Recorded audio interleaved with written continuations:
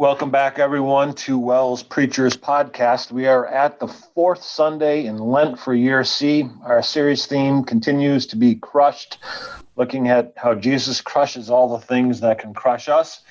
Our theme for this particular day, our condemnation is crushed by God's grace. All three lessons talk about grace, but in very different ways. There's the precise prose of Romans 8, the poetry of Isaiah chapter 12, and then the compelling narrative in the parable of Luke 15. Our participants today are Pastor Jonathan Bauer of Good News Lutheran in Mount Horeb, Wisconsin, Pastor Joel Rousseau of Faith Lutheran in Tallahassee, Florida, and Professor Alan Sorum of Wisconsin Lutheran Seminary. I'm John Hine, coordinator of Wells Congregational Services. John Bauer, I want to begin with you. I begin the podcast with this question every time, and maybe it's silly this week given how straightforward and simple the weekly theme is, but I'm going to ask it anyway. What would you say is the main thing, the main truth you hope your people take home after church this weekend? Yeah, it's still, it's a good question and a good place to start, each and every week.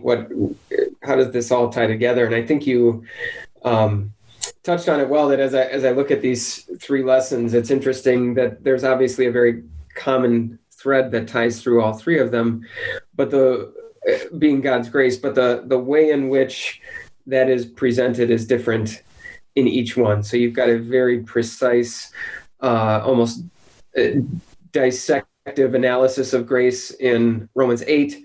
Isaiah 12 has the poetry, but then probably Jesus' most famous parable in the gospel that talks about, that gives us a picture of what grace looks like. And I think as you think about the theme for the Sunday as it's been articulated, there's maybe room there for a little bit of double meaning, in the sense that it's first of all, if we were to kind of look at both sides of a genitive, if we were imagining it in Greek, condemnation of us. So on the one hand, it could be an objective genitive, and that's maybe first and foremost how we think of it. The condemnation that we deserve, the condemnation that should fall on us, is crushed by God's grace. But also looking at it in more of a subjective sense, the condemnation that we are quick to give and put on and hold over others. And as we talk about the gospel, that of course is the context of the parable that Jesus tells here. And so it's God's grace, but God's grace as the antidote both to the sense of condemnation that we rightfully feel, and the notions of condemnation that we are quick to project onto others. That's fantastic. I haven't even thought about that dual meaning, but that's really helpful. Joel, let me pivot to you then. John kind of set it up talking about the lessons. How do you think the parable of the lost son will serve to drive home that theme of the day? I just think of Luke 15 as the lost chapter. And if you kind of walk through the parables, there's a pattern that kind of picks up with the first two, where Jesus talks about doesn't the shepherd go after the one lost one? Doesn't the woman look for that one lost coin? And he's asking in a question manner, and then he just breaks the pattern when he gets to the last one, because this is something that's just so extraordinary. And I don't know if I've just missed it before, but the word that just kept popping out in the Greek, because it's repeated, I think 12 times, is Father, Father, Father, Father, as if to highlight who's the one that's so extraordinary, and who's truly the one prodigal in terms of extravagant in his love is the Father. And so I think we can relate to the younger son, and we can relate to the older son, but it's the Father whose grace is so just extraordinary. And there's a lot that you can dig into and dive into, just even with his love and how he shows his love.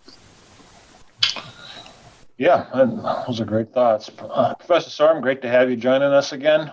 So guys have done their text study. You have any initial thoughts, either about the Greek text or just about what you see as the main message? I have to be careful, because yesterday I finished for about the 10th time in my career writing a sermon on this text. So I'll be biting my tongue. I really appreciated the comments from my two younger brothers already. We love this parable so much. But we tend to think of it as the parable of the prodigal son. But both of you have said so well that there's two sons here, and the real focus is on the father.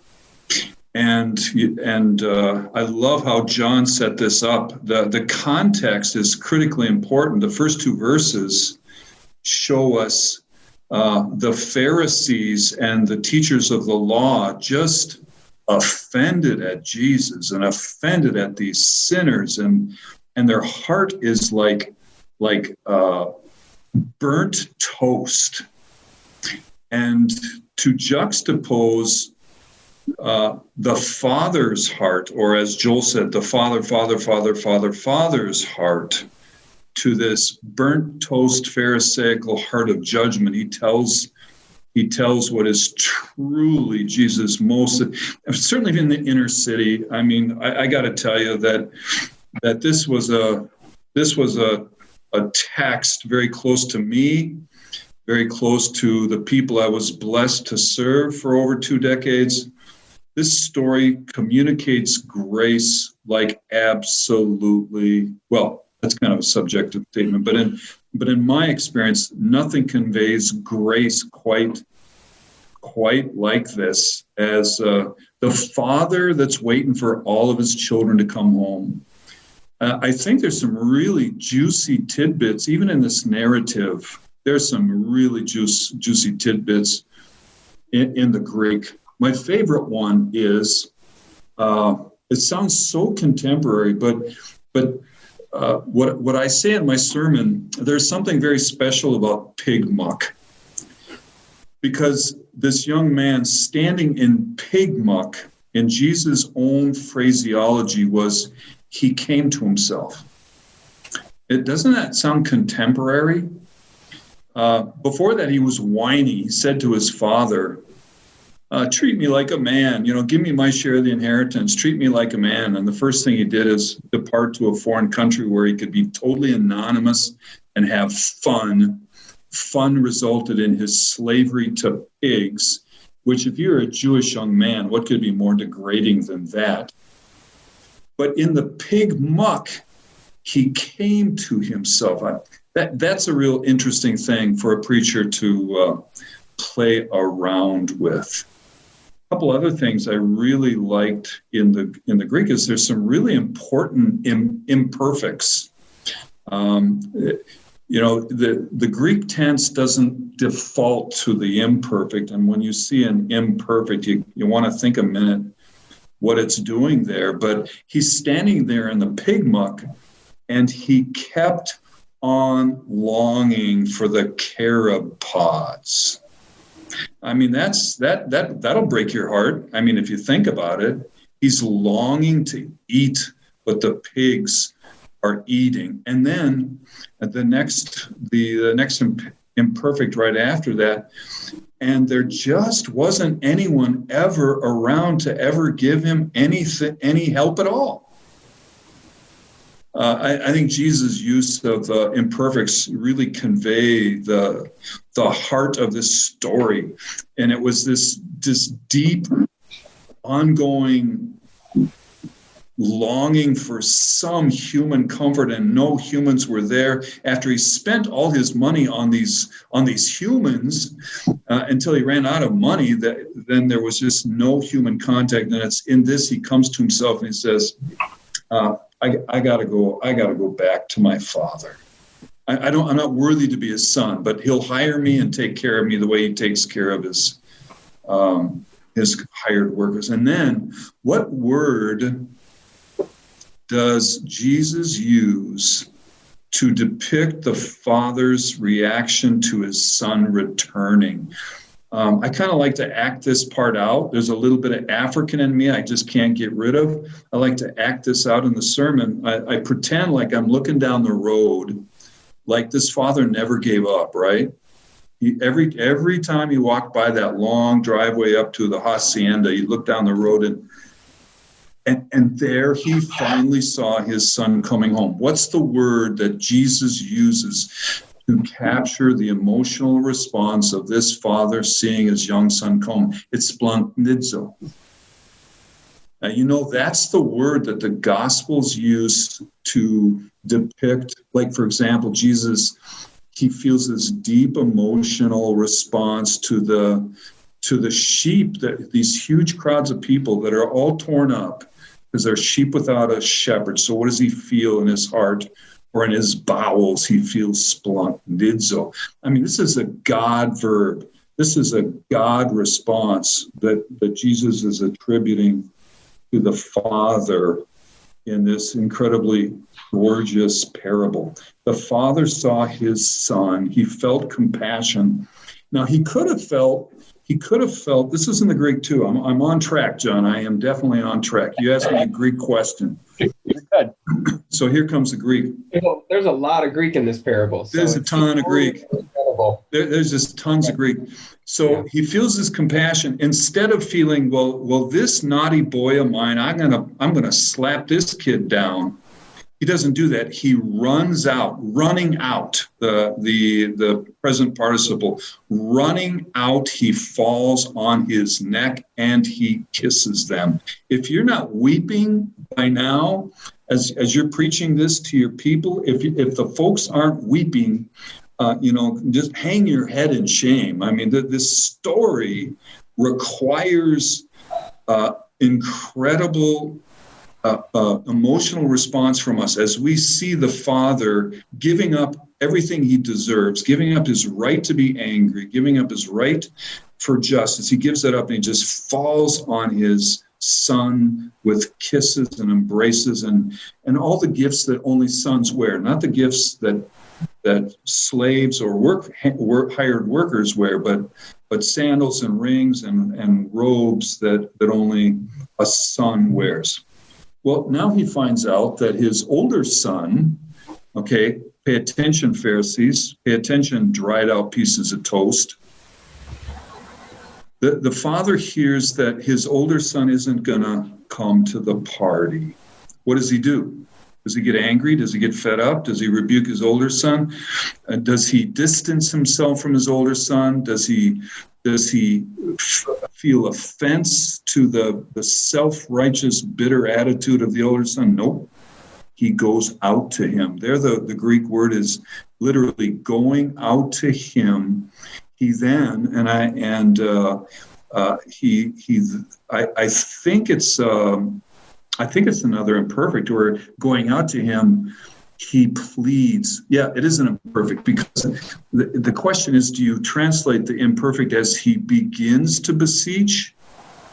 Or I don't think so. I don't think it's the beginning to. I think it's he continues to beg and implore in an ongoing way. Come on, my older son. Everything I have is yours. It's all yours. Come on in and rejoice with me over the return of your son. Now we know the Pharisees and the scribes didn't have light, so they couldn't fully understand. But I wonder if they were picking up on the fact that Jesus is talking to them. God's grace is so incredibly abundant that he wants every one of his lost sons and daughters in his home. He wants the prodigal ones who spent their life, wasted their life. He wants them in his house. And he wants those bitter, dried out pieces of judgmental, hypocritical toast in his house just as much. And I think the question that I want to ask as a preacher is something like this to my congregation. Which son are you?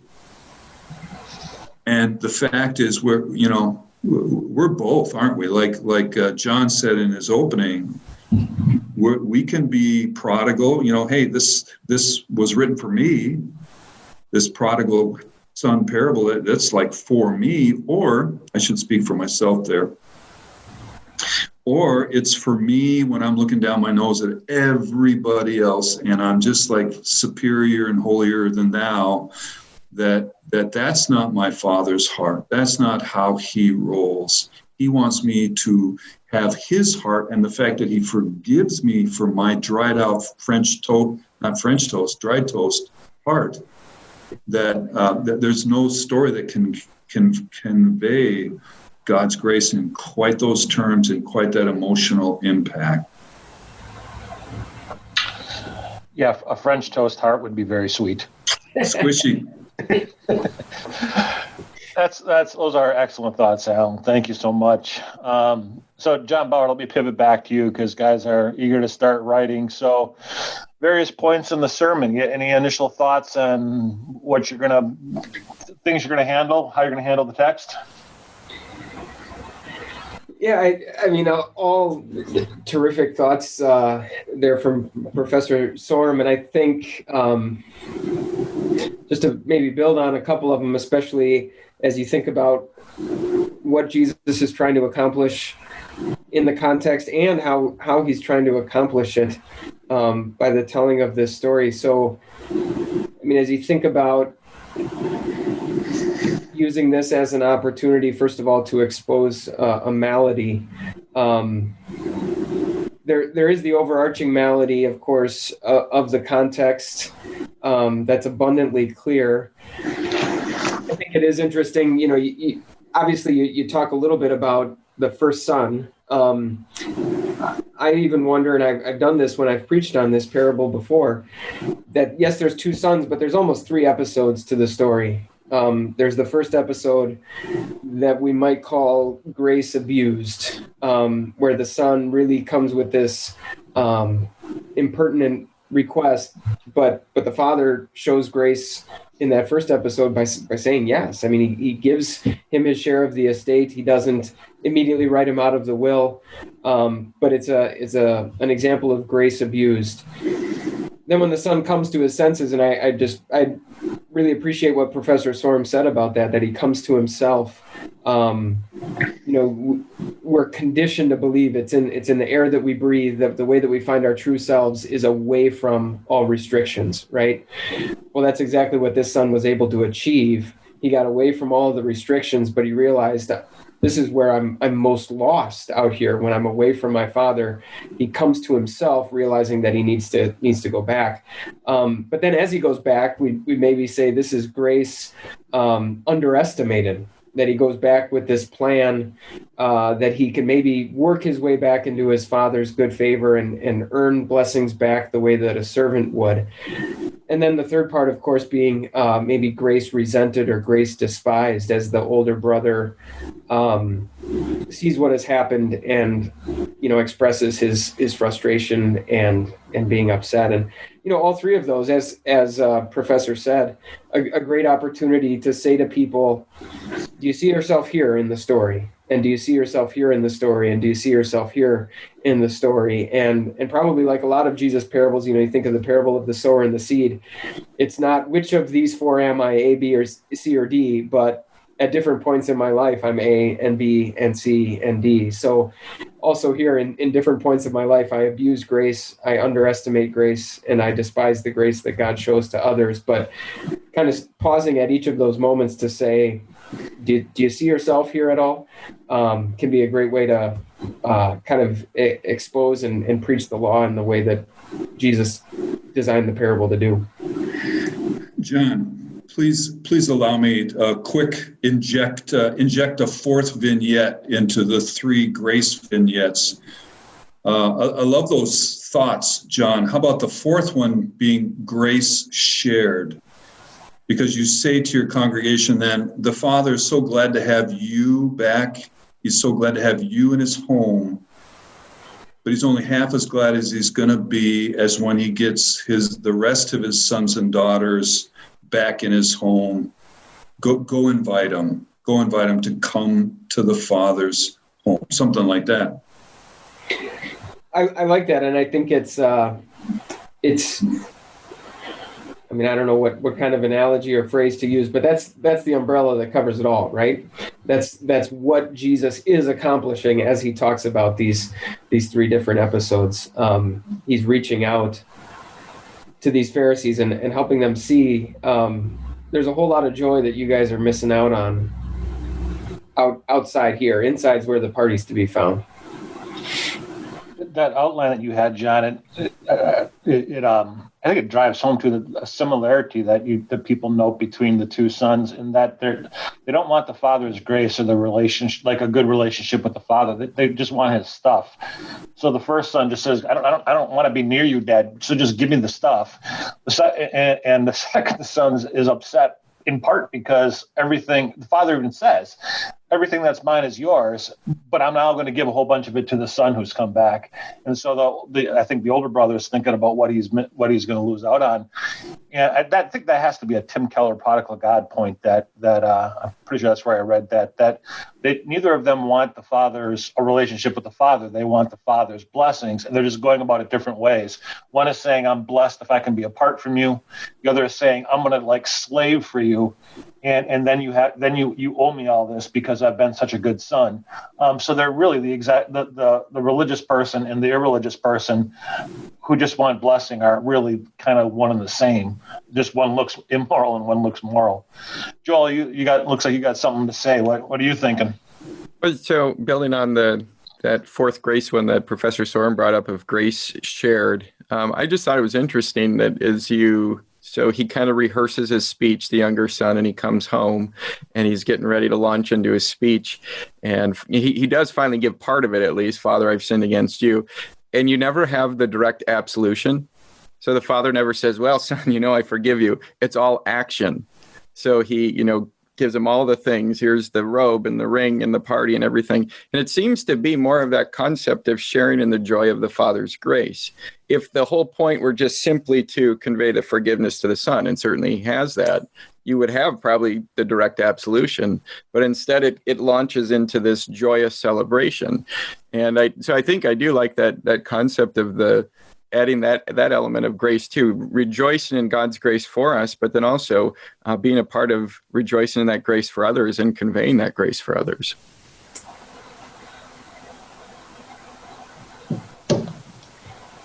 Yeah, one of the beautiful things about the parable is that it doesn't tell you what grace is. It doesn't define it. It doesn't analyze it. It doesn't dissect it. It just shows you what grace looks like. And the way that it pictures so well, the consequences of grace that is abused is the son wallowing with the pigs.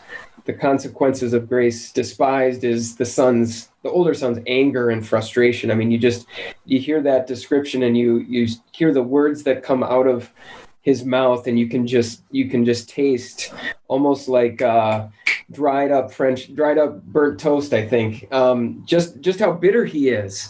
You can just taste it in your mouth, and I think people can relate to that. And I think as preachers, one of the goals of this sermon has to be try and do that in a similar way and achieve a similar effect, and rather than sort of almost by habit or reflex falling into a dogmatic dissection of grace, show grace the way that Jesus did. So if anger and bitterness are a result of a denial or despising of grace, then the joy that comes with embracing God's grace, not only for ourselves, but then for others too. This is a little squishy. I'm not sure I try to put this into a sermon, but as I hear you talk, John, it makes me wonder if there isn't a para-message in Jesus' parable that says, Pharisees, you see you're breaking your Father's heart by despising grace, his grace.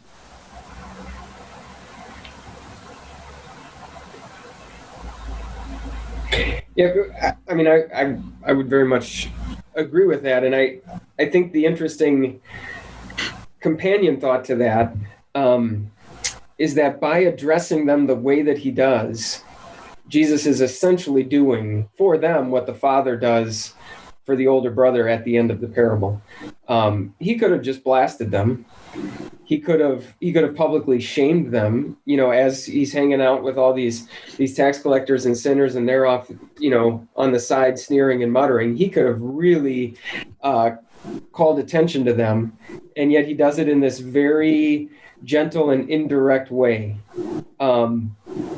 and in the process, he's doing exactly what the father does for the older brother at the end of the parable. He's going out to them, he's putting his arm around them, he's beseeching them. You mentioned the imperfect tense. Well, we've got 3 consecutive parables here, so he's doing it over and over and over again, and he's trying to show them there's joy inside the party that you guys are really missing out on.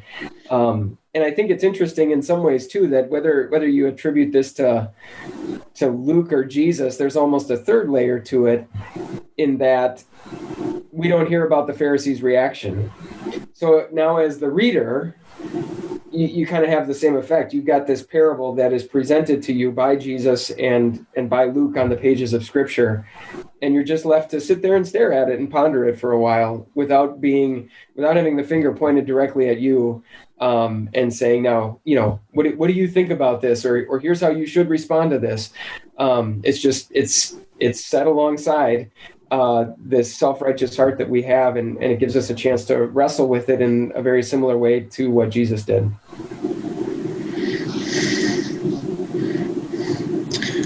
What adds a little bit to that is how close Jesus is to being handed over to Pilate by these same religious leaders, these same corrupt, hard-hearted religious leaders. Jesus is so close to that, and he's still reaching out with everything he has to try to rescue them.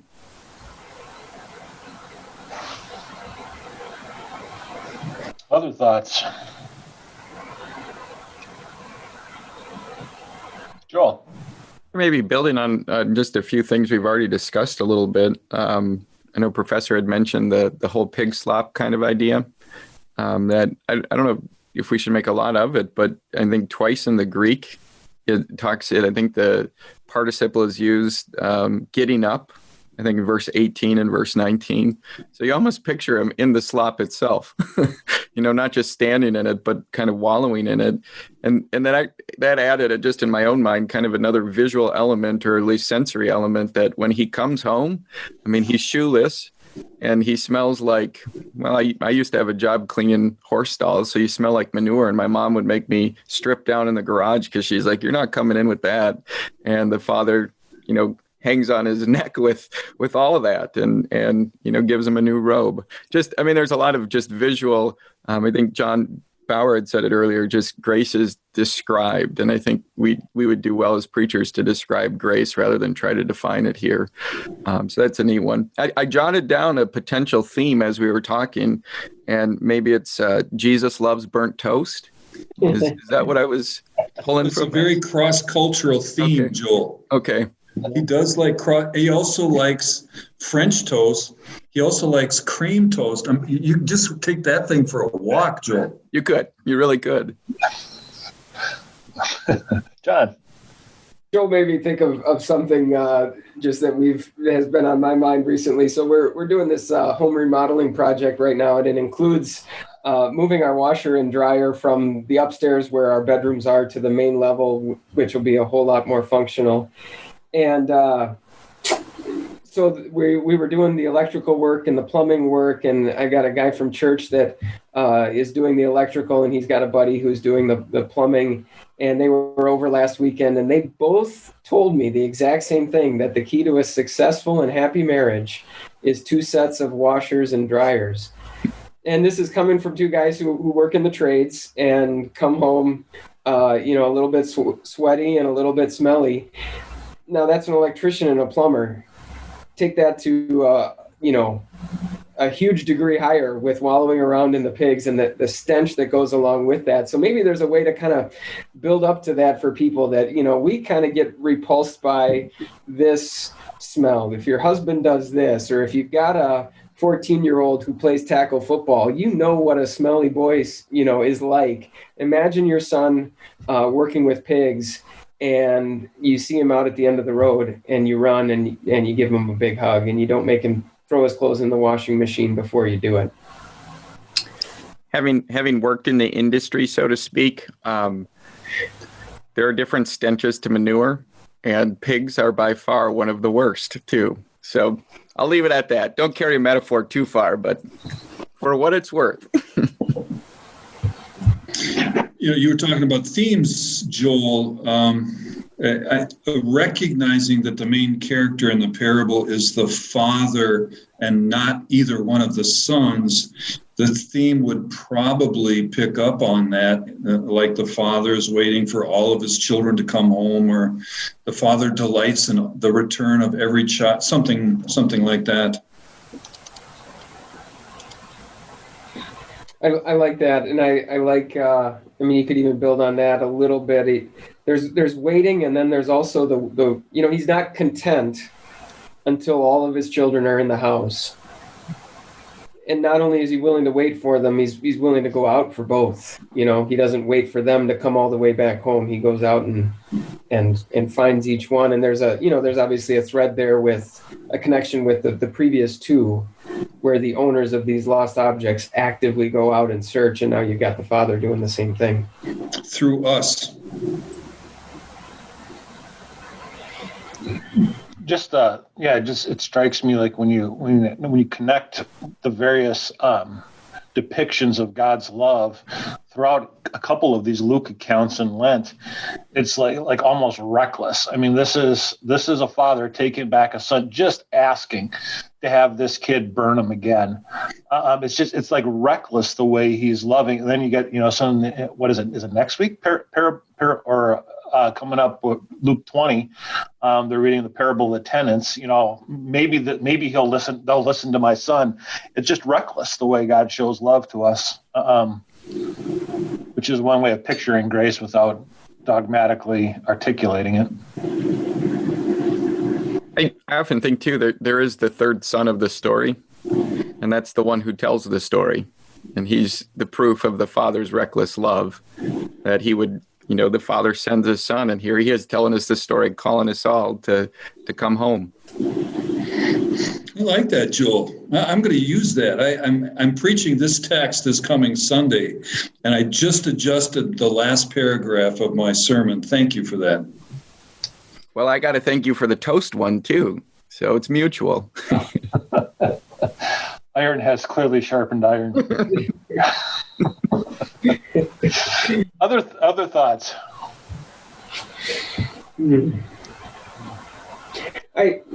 Professor Sorham talked about it a little bit before. I think this is one of those texts. There's so much, of course, and you only get to preach for so long. But at least one thing to consider is the opportunity to draw attention to just how visibly, how publicly, and in how many different ways the Father wanted to communicate to his son that he was now a son. And of course, we don't want to allegorize anything and say, well, the ring is like this and the robe is like this and the fattened calf is like this. But I think there is natural opportunity for highlighting the way that God deals with us through the various means of grace. That not only are there multiple aspects, multiple facets to it, but there's the visible element, there's the public element. And I think especially that public element is one that we don't always highlight as much. We, as Americans, I think we just so easily default to our relationship with God being this private and very personal thing. But I think one blessing of the sacraments is their public nature. God isn't just telling me that I'm his child. He's also telling the people sitting next to me that I'm his child. And if I'm hearing God telling them that, it just adds to the assurance that I have in my own heart. He's willing to tell the whole wide world that I'm his child because he demonstrates it in these different ways. It's not just, me in the privacy of my own house with my Bible open reading about God's love. It's something that he's willing to do very, very publicly.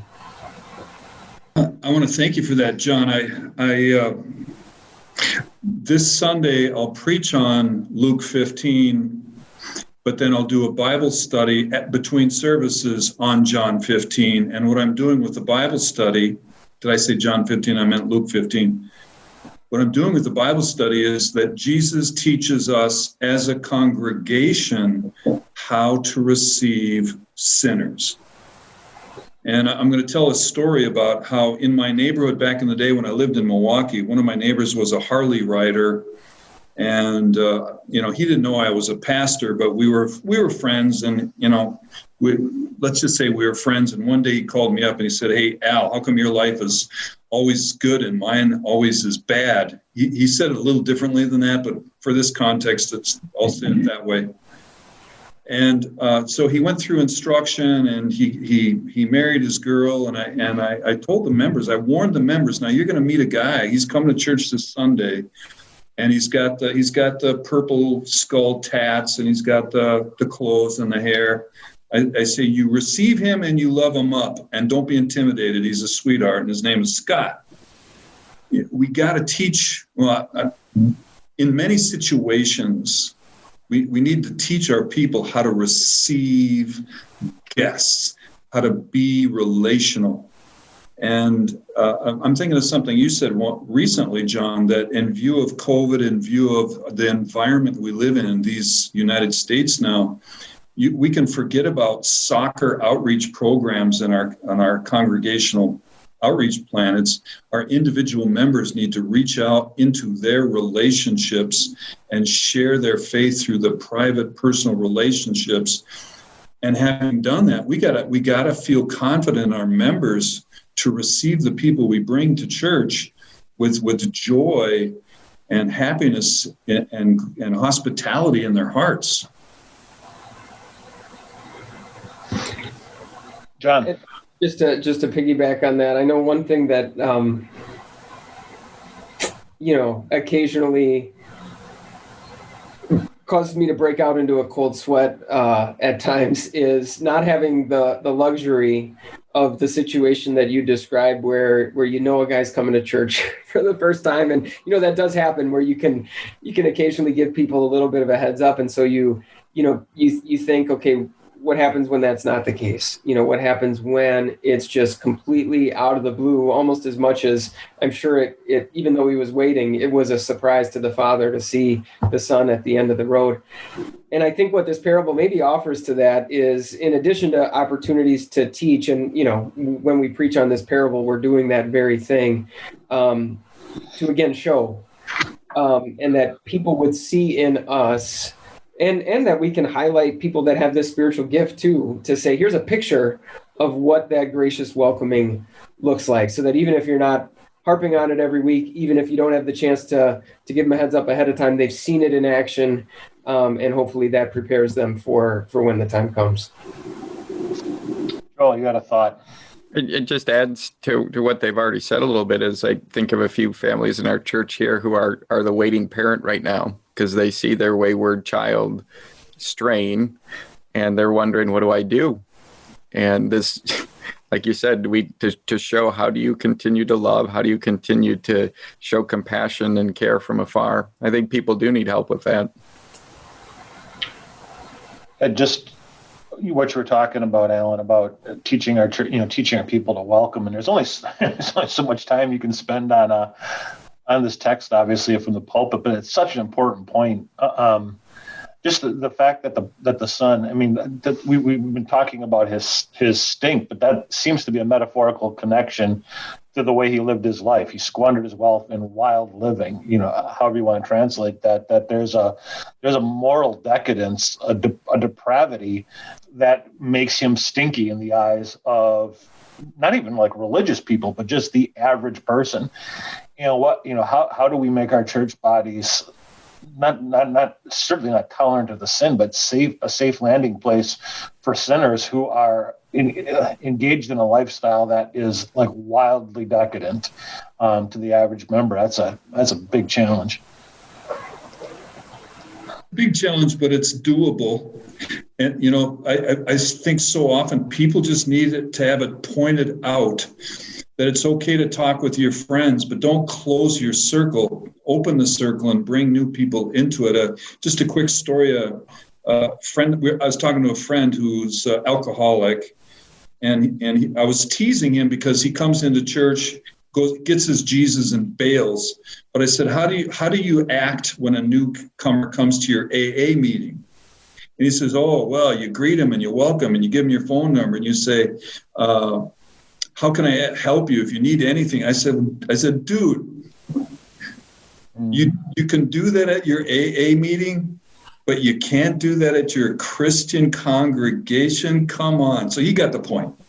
Yeah. He got the point. He was trainable in that respect. What John said before made me think of something too, how this parable can help. When we know those people, whether it's, and Joel brings up a great point. For a lot of people, it might be their actual children. But maybe it's someone we know, whatever the case might be. The tendency, I think, is so often to overreach, to overreact, to think I've got to blast this person with a fire hose until they see the light. Especially if we think in our own minds, they should know better. They grew up in the house, they grew up in the family. I think a comforting thought from this parable is connected to what Professor Sorm said way earlier about this idea of coming to himself. The path that those lost children are on is most assuredly a dead end. And there's comfort that we can take in that we don't need to be there putting up the roadblock and almost forcibly preventing them from taking one step further away. They're inevitably going to reach a dead end, or they're going to hit rock bottom, however you want to describe it. And maybe to view our task as making sure in the meantime that they know that when that thing happens, we're waiting and we're ready to embrace, instead of thinking, how do I stop them from going further, which can sometimes be a self-defeating proposition, I think. You got to say that from the pulpit. The folks got to hear that. The parents need to know that that's how their wayward kids will be received. Amen. Beautiful thought. Any final thoughts?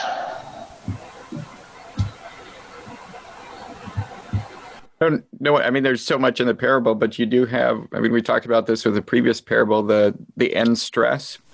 And you kind of have the end stress given twice, I guess, with my son was dead, now he's alive, he's lost, but now found. You have that repeating thought. And there's something you can make out of that if you want to go that route too. You're working all those thoughts in, but you definitely have that repetition there too.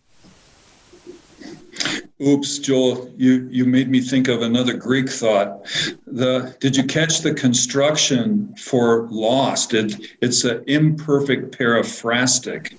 So he was in the condition of being lost. He was stuck. What an interesting phraseology for depicting lostness. It's an ongoing condition that you cannot rescue yourself from. Sorry, John, I got a little systematic on you there. You're good. That's a good thought. In the last verse, there's also another die. So we had talked about that previously, that we had to celebrate. It was necessary to celebrate. I see you probably make a Bible study or sermon series just on the word die and its usage in the book of Luke. Yeah. Anything else? If not, once again, brothers, thanks. Blessings to all of you as you begin writing. Bye-bye.